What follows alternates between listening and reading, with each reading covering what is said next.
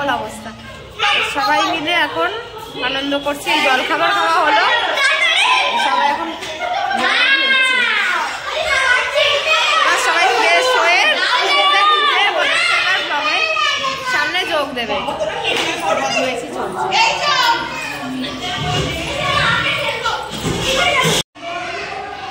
একদিনের পরিকল্পনায় পিকনিকটা অ্যারেঞ্জ করা হয়েছে।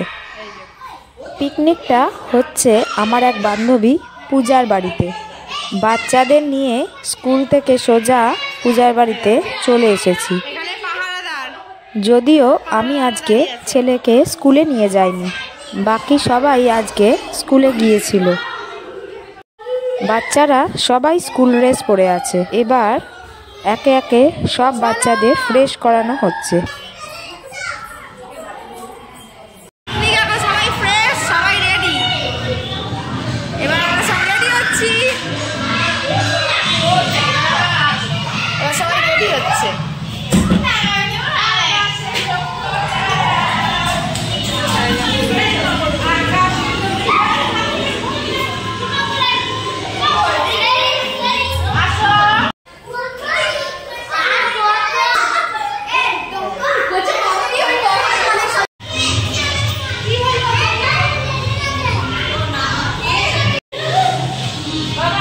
আমার ছেলের কর্মকাণ্ড দেখে সবাই হেসে মরছে।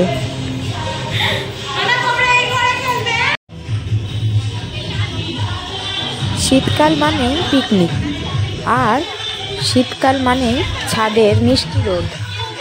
এই দুটো না হলে পিকনিক ঠিক মানায় না।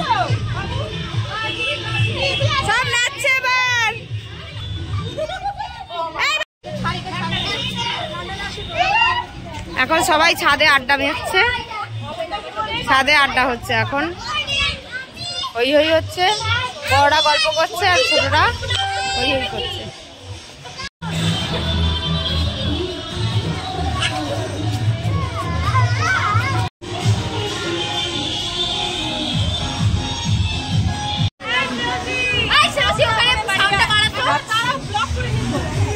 এখন এবার গানের সাউন্ড বানানো হবে,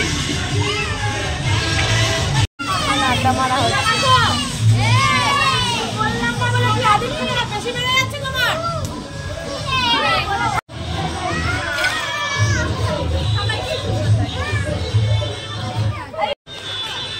ছাদের মিষ্টি রোদ, পিকনিক, সাথে নাচ না হলে হয়? গানের সাথে সবাই নাচ শুরু করে দিয়েছে।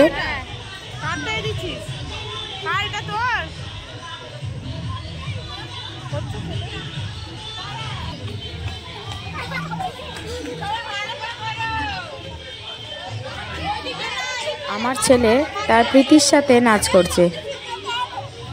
বলে রাখি, আমরা সারাক্ষণ এত মজা করছি কারণ একটুও রান্না করতে হয়নি।